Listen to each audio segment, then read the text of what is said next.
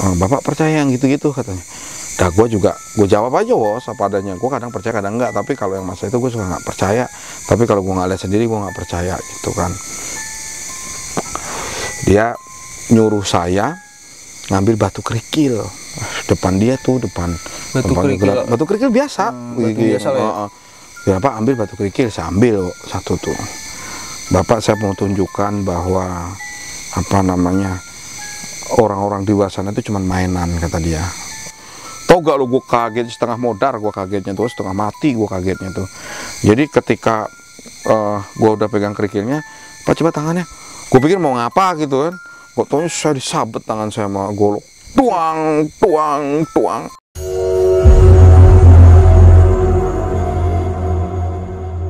Halo para penikmat kisah, balik lagi di channel Laksita Genzi Official.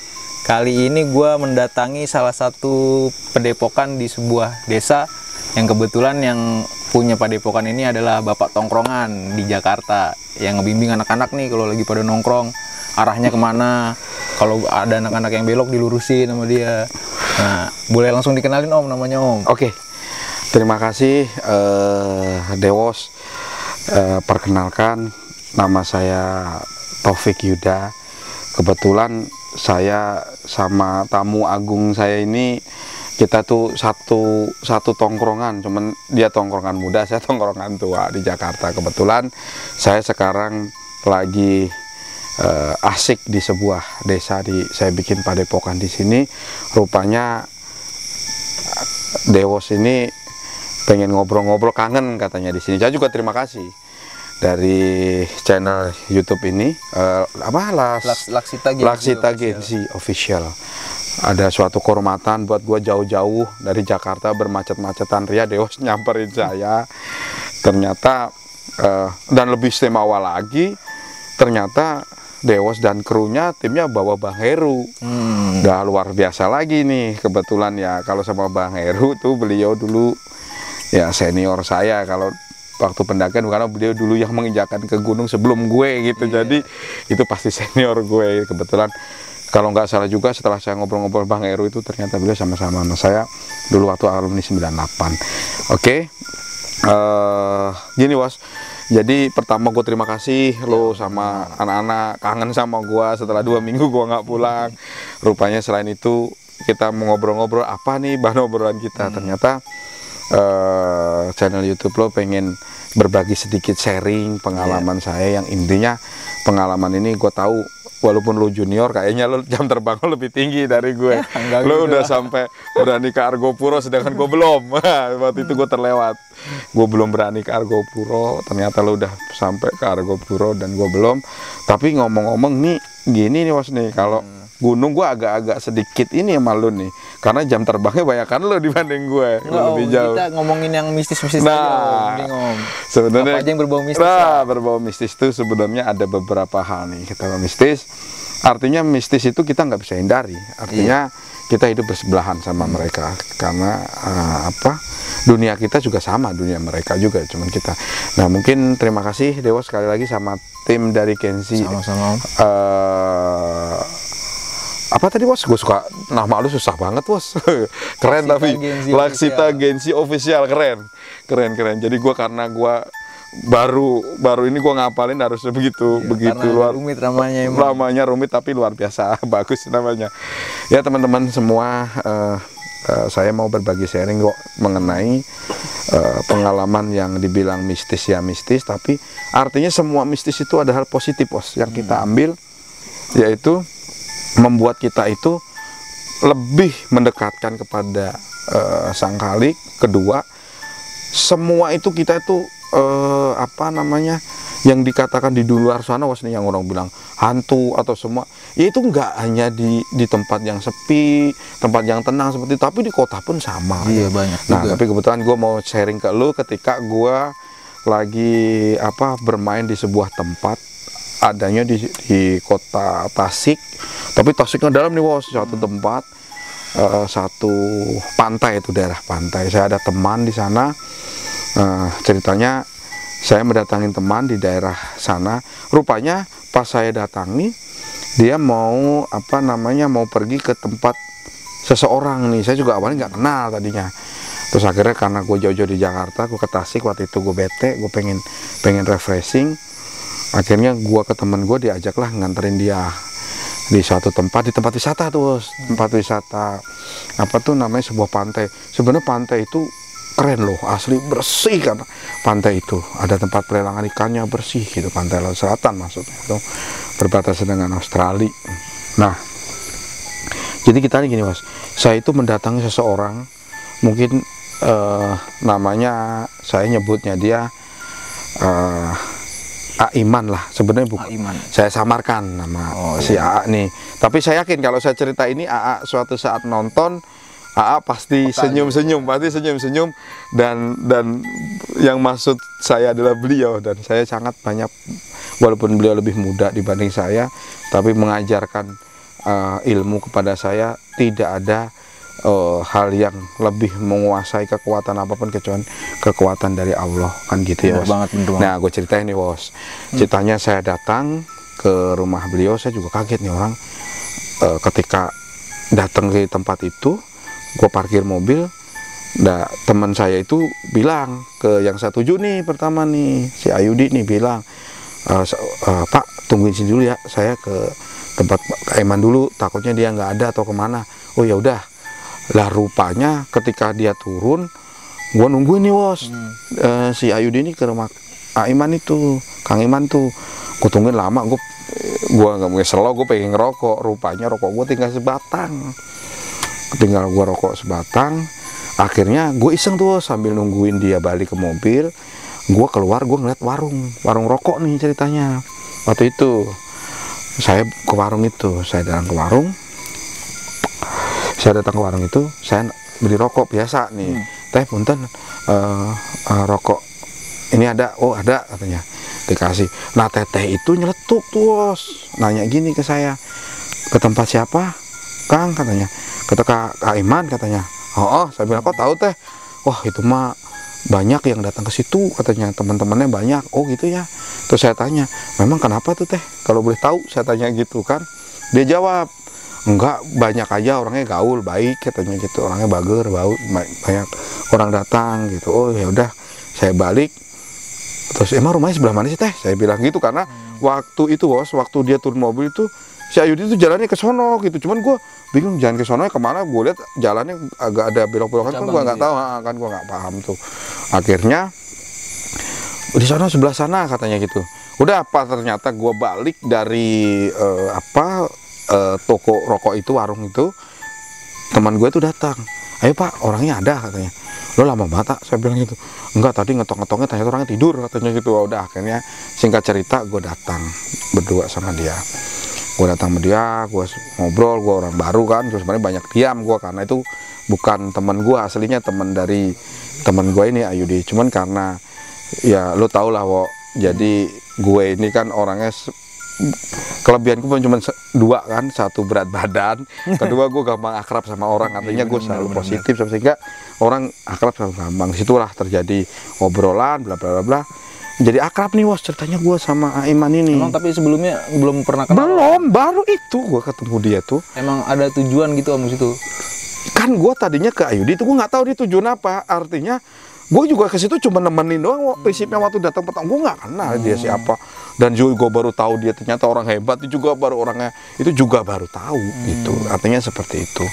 Terus akhirnya gue ngobrol-ngobrol di situ, Bos, gue baru tahu orang ini. Cuman memang jujur, Bos, gue kedatang sama dia itu, manusia kan bisa kelihatan orangnya welcome sekali, sopannya luar biasa kalau ngomong. Cuman saya nggak bisa dibohongin, Bos. Tatapannya itu, orang ini udah mati gue luar biasa, ini tatapan orang ini. Saya bisa merasakan, walaupun udah sopan, lembut, mangga, bahasa kebetulan, Bos, kan lo tahu gue bahasa Sunda gue baru agak sedikit nilai lumayan kan setelah gue di sini nih. Gue menepi di sini, gue setiap minggu bolak-balik ke sini, baru saya agak bertambah bahasa Sundanya halus gitu kan, Bos. Akhirnya gue ngobrol, gue baru tahu tujuan teman gue itu. Rupanya dia tuh ada hal penting yang apa tuh namanya, yang gue, maaf nih, waktu itu gue kayaknya nggak boleh dengar. Oh gitu. Rahasia lah ya. Rahasia was tuh. Gue jadi merasa dong. Teman gue nih ngomongnya ini, terus gue merasa nggak enak. Ya udah gue jalan gitu, gue ngambil rokok. Gue jalan di keliling rumah itu. Gue jalan karena gue ngasih kesempatan tuh, katanya kayaknya gue berasa dong kalau dia kayaknya pengen bicara pengen itu berdua gitu ya. Berdua tuh kayak nggak ada gue gitu kan. Akhirnya gue jalan, gue ngerokok, gue jalan tuh ngikutin depan rumah dia, sayap kiri nih rumah dia, gue kiri jalan terus ke sana. Dah gue masuk ke dalam kebun tuh lama-lama, tapi kebunnya agak ribut pohonnya tuh. Terus di situ ada gubuk. Ada gubuk. Artinya gubuk tuh ya kayak padepokan gue sekarang lah. Artinya kemasan di luar tuh pakai hinis gitu kan. Gue di situ, gue diem di situ sambil gue liatin teman gue ngobrol udah apa belum gitu kan. Nggak lama gue lagi ngeliterin rumah tuh, lihat itu kayak rumah nggak dipakai tapi bersih, tapi kayak udah tua gitu tapi bersih keadaannya. Tapi terawat lah ya. Terawat tapi kayak nggak ditinggalin tapi terawat. Terus gue lihat, kamar mandinya, gue ngeliat ke sebelah atas, kamar mandinya masih yang zaman dulu tuh, yang masih. Nah nggak lama ketika gue nengok, ternyata berdua orang ini jalan menghampiri gue, si Aiman sama Ayudi tuh nyamperin gue, terus akhirnya udah ngobrol sini aja gitu. Ternyata rupanya setelah gue tahu diri gue orang gue cuman nganter gitu kan, karena gue main. Tadinya pengen langsung ke gue pengen ke Pangandaran waktu itu. Terus gue nanya ada pantai bagus banget apa itu, akhirnya gue berhenti nih, itu kan piknik. Nah setelah itu ngobrol tuh, saya ditanya sama Aiman, Pak katanya, Bapak ada tujuan apa gitu kan? Saya bilang enggak, Kang, punten saya main, saya gituin kan.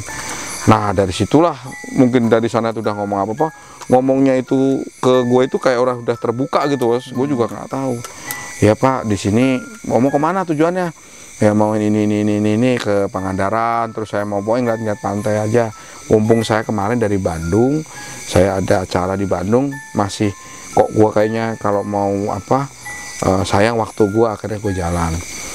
Dari situlah lama-lama gue tahu tuh, Bos, ini orang kayak bukan orang biasa nih. Setelah saya penasaran gara-gara pas ketika di warung tadi nih, Bos nih, kok katanya orang hebat tuh, pengen tahu hebatnya apa sih orang namati. Ngobrol. Rupanya orang ini di situ sangat terkenal, Bos. Sangat terkenal. Terkenal apanya nih Om maksudnya Om? Iya mungkin katakan maaf nih, beliau itu kayak orang ditakuti, disegani. Oh, disegani lah ya. Dah kan pasti pertanyaan, Bos, disegani karena kenapa kan pasti gitu nih. Karena dia waktu itu nunjukin gua ke sebuah pantai yang gua asing juga, tapi menurut versi dia bagus gitu kan. Akhirnya saking akrab itu dia mau nemenin.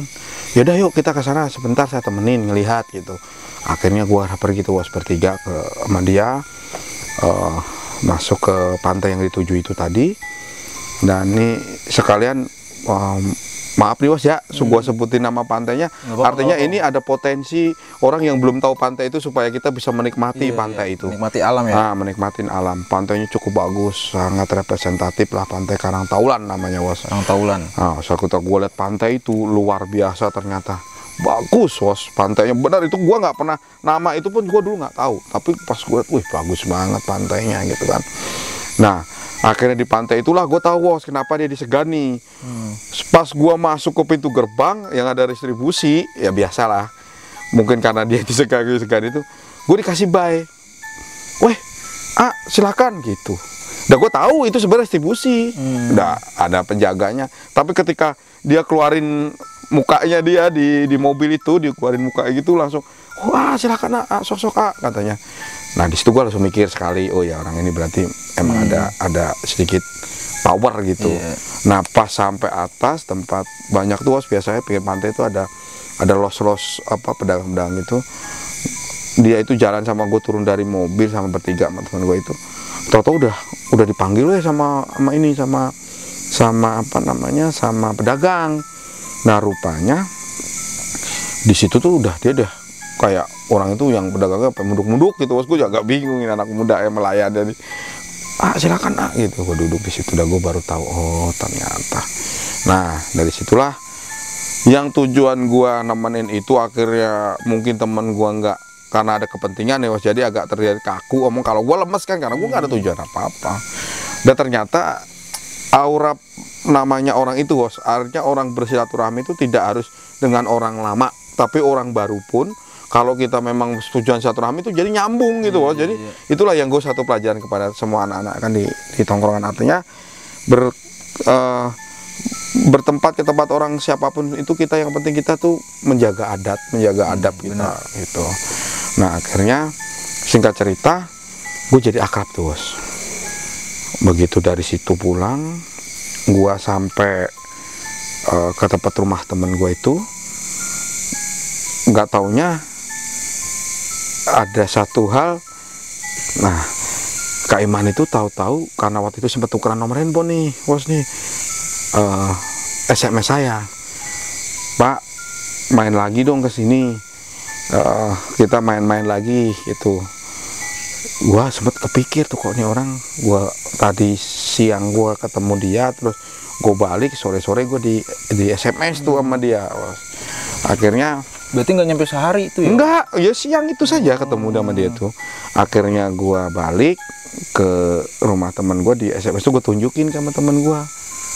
Apa, gua juga nggak tahu tuh komentar temen gua mau bilang kayak gini, ya udah Pak main aja ke sana, tahu kan jalannya. Tahu, gue bilang apa loh, cuma lurus doang sepanjang pantai. Akhirnya gue balik gitu, bos. Sendiri om tuh? Sendiri, besoknya tapi gue nginep malam di tempat temen gue.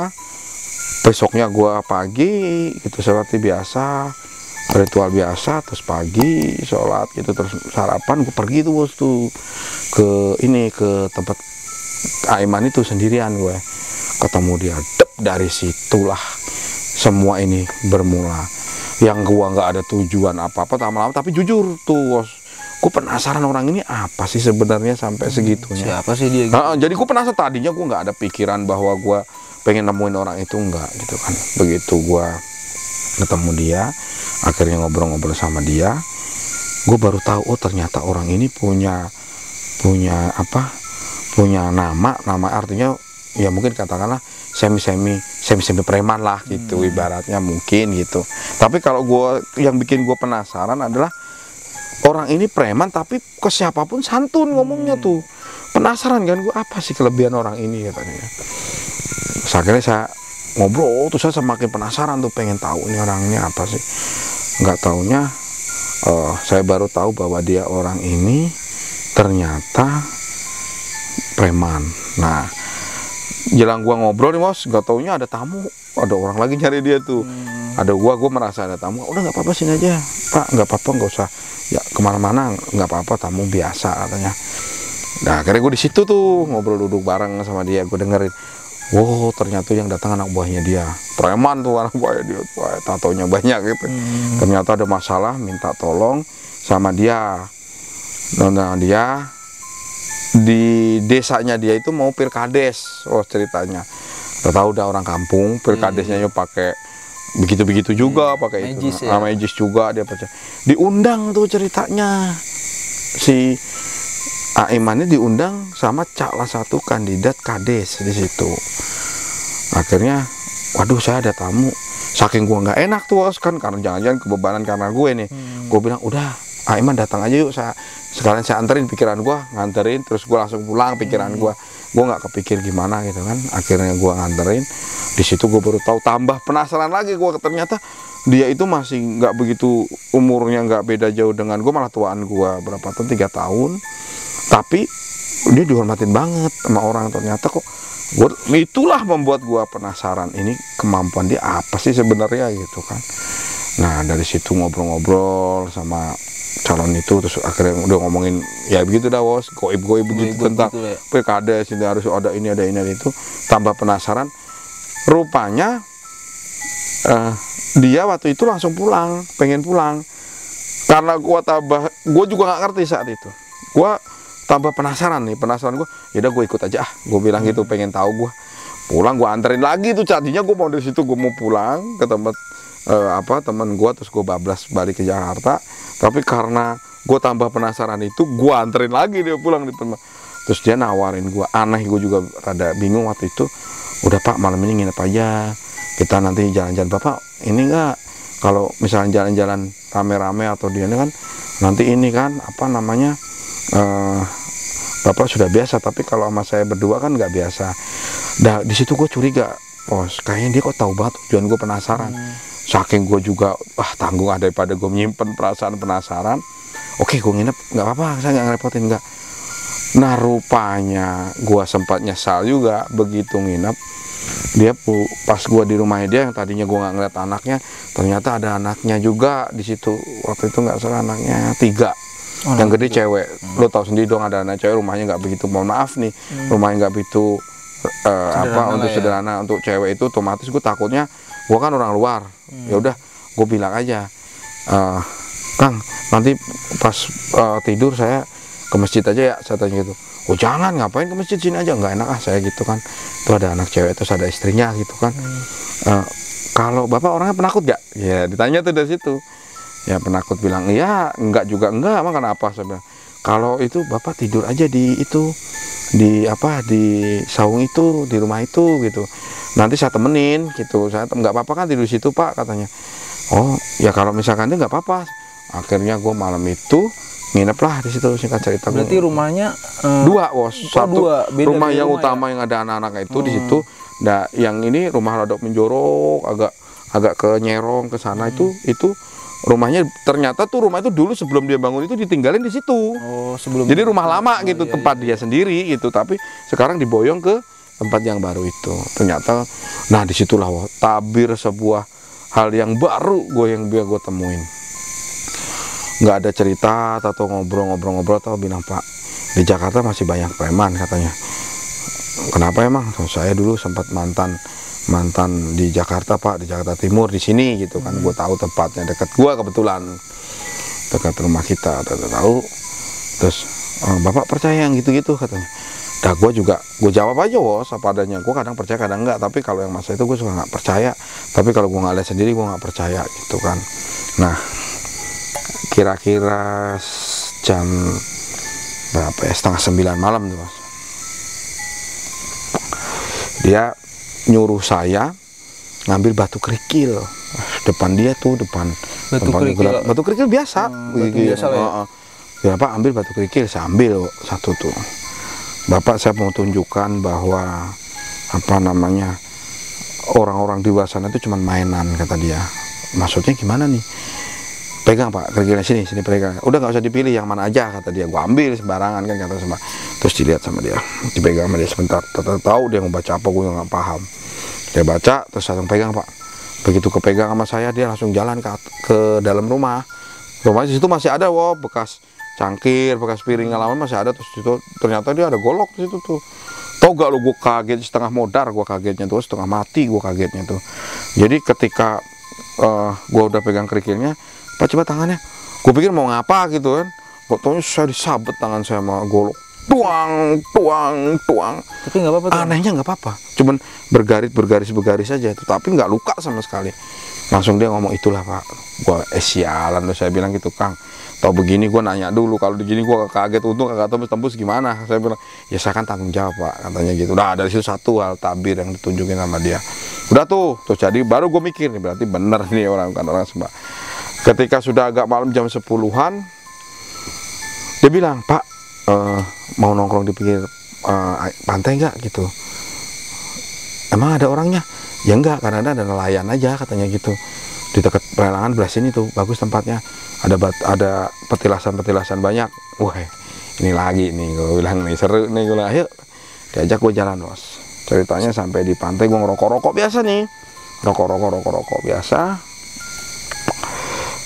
Terus tau dia nyeletuk, Pak, lupa ya, Bapak udah lapar belum? Tadi kan Bapak makan udah sore katanya, belum malam, sekarang malam udah lapar gak katanya. Jangan sampai nih Pak, sampai bercanda, nanti Bapak main tempat saya kapok, Bapak kelaparan katanya. Ah udah, saya bilang gitu. Tapi emang kenapa makan di mana? Emang ada warung di sini di tempat begini? Saya ya nggak tahu. Kalau saya bilang gitu emang pada tutup Pak, paling ada Indomie, kita jalan lagi ke sana. Udah nggak usah lah, aku bilang gitu kan, jauh lah, nggak usah, ada santai aja. Oh iya, oke Pak, oke. Ayo Pak ikut aja. Gue nggak ngerti tuh dia ngajak kemana, gue dedek jalan sama dia tuh pinggir pantai gitu, pasir. Jalan kaki di pasir tuh, tahu-tahu di ujung ya nggak begitu jauh sih, di ujung itu ada batu-batu itu. Dia bilang, Pak itu petilasan. Bentar Pak, di jalan, nggak tahu di balik batu itu dia manggil gua, pak sini pak gitu. Gua samperin tuh bos. Apaan Kang? Saya bilang gitu. Lihat pak, mau nggak pak? Pas gua tengok, buset tuh, pas gua lihat isinya sajen. Ada ayam bos, gede banget ayamnya, ada telur di situ, ada makan, ada ini sajen itu, ada kembang, ada apa. Terus bilang, Pak, gimana kita makan sekarang, makan malam enak nih, pakai ayam kampung loh pak ini, katanya. Bapak suka ayam kampung nggak? Suka, saya bilang. Ini aja pak. Aduh gila, gue bilang. Enggak, gue bilang gitu. Kenapa pak? Kita makan, habis kita dikejar-kejar sama yang punya. Emang yang pernah lihat, kata dia. Ya nggak lihatnya setan, saya bilang gitu. Gue nyutuk tuh, setannya ngejar-ngejar, gue bilang gitu. Jatah makan dia, kita makan. Sebentar pak, saya lihat dulu.